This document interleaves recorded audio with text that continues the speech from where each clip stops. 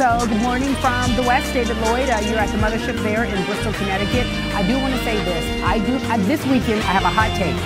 The NFL is a drama series, and I love it. That's my hot take. What do you think about that? It sure is. It's a drama. It's a tragedy. It's a comedy. We had the index card for the first down, surviving the ground, Cari. What's gotten into Blake Bortles? A lot of stuff to unpack here. Here we go. Let's start. He is the quarterback now. I don't know if he's too excited about a quarterback competition. That's my job. Yeah, I'm pretty sure he can't weigh in on that. But the idea of this ownership is great. Open up the club. Let some other folks in. I love it. So good luck, Diddy. Absolutely. I really love them as a couple, and I love little. You think she's going to play tennis, Alexis? I just read that there's a conflict with the Australian Open, and she's doing some sort of keynote speaker event during the event. So we'll see how that plays out, Cari, because I know you are on record as saying she's going to win multiple Grand Slams. But David, I was talking about the baby. I said, do you think the baby going to play tennis? Oh, is the baby going to play tennis? That's what I said. I have no idea. It's early yet. It's a little early. I don't know. Let's talk Kobe. All right, let's do it. When you win by 47, you just dance, right? You know, he's something, huh?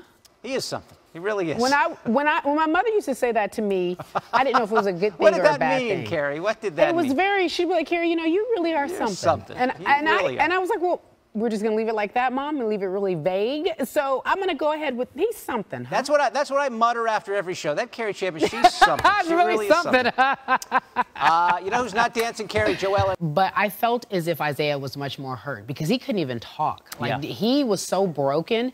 And it's interesting because when I was on First Take, I would always, Magic would be like, hey, tell Isaiah I said hi. And Isaiah would be like, tell Magic I said hi. It was always the professional courtesy. But I sensed they still weren't friends. And I love this because they are really great humans. And I love that they're back together. It's good to see these two legends together. Really Much cool. like I say about us, we're two legends and we're back together. But we don't need to be patched up. We're still good, right? We're good.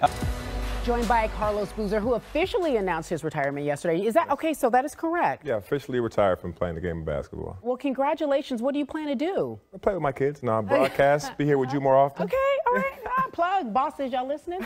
Okay, so that's good. Congratulations. You had a wonderful career. Let's talk specifically about Kobe. You were there last night. We talked about that during the commercial break. You also played against Kobe, and you played with him. Yeah. So when you think about his legacy, you think about what he's meant to the game. Tell me some of your thoughts. Kobe was... And obviously bring it to folks here on ESPN. But let's talk about another great that you've played with. You played with LeBron in his rookie season. So LeBron tonight, we kind of make a big deal of this. The Cavs are taking on Giannis Antetokounmpo. Can you say it like that? Antetokounmpo. Oh, look at you. All right, then. So let's talk about it. The first better. Yeah. He's still the best player in the game. He's poised. He's more mature. Yeah. He scores whenever he needs to score. He can give you 40 points. He can get you triple doubles. He's the best player in the game. All right.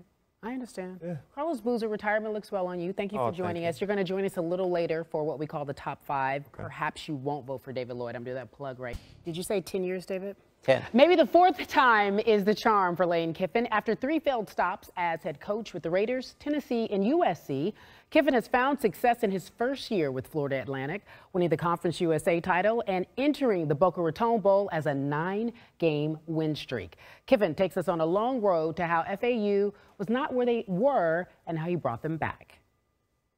We have none other than the infamous, if not famous, coach. Coach Fizz, how are you? Doing great. Thank you so much for being here. I appreciate it. You're an LA native. You know I get excited about the Lakers, but okay, let's just focus for a moment. Let's just pause, Cari, because it's really not Lakers street crusher, as I say. When you look at that team, what do you think about this young talent for the Lakers? Oh man, are they fast? I'm gonna say it's something special. Wow. When you see him, what do you see? I see versatility. Yeah. I see They may have lost last night, but what they've been able to do over this streak has been very impressive. With the addition of CP3, if you look in the West, obviously the goal was to compete with the Warriors.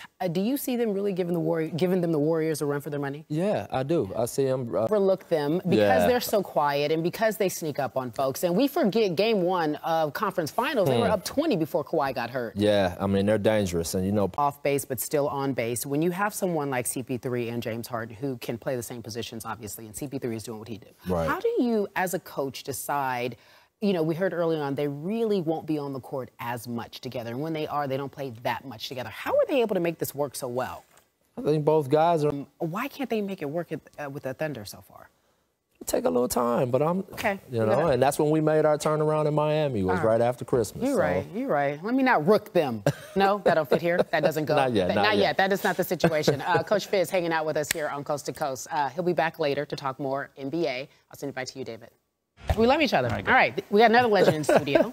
David Fizdale sitting with us. You watched you told me during the commercial break. You watched that. Awesome. Look, you've been in the league. You've been around these guys. You've heard the rumors about why they weren't cool. What did you think about that when you saw them? It was just nice to see lifelong friends, you know. Yeah. You said something the other day, speaking of beefs in the NBA, that I thought was interesting on the jump. You said, when asked about Marc Gasol and your time in Memphis, you said sometimes these things happen. Players and coaches just don't get along. Looking back at that situation, specifically your time in Memphis, would you have done anything differently? I mean, obviously, you go back. No, I believe that. You are a player's coach, and you've had a relationship with some of the most, famous players in the NBA, and they love you a lot. More specifically, LeBron and D-Wade. They were the first one trying to figure out what happened when you lost your gig. My brothers. Riding hard for you. Yeah. I need you to talk to me about LeBron specifically. He's been in the league for 15 years, and everyone's talking about, it's so funny how we do LeBron. Early on, they just couldn't get it together. Now we're like, look what he's doing. He's doing so much. So what is he doing differently in his 15th year that we haven't seen him do coaching job? And I'm not saying that you're out here asking for a job, but if you had any coaching job out there, where would you like to see yourself? Where's I want a job. Are you kidding me? Yeah, time has been wonderful here. Thanks, Thank you Cari. so much. Good to see you. I really appreciate you, Coach. Fizdale, we love him. Thank you.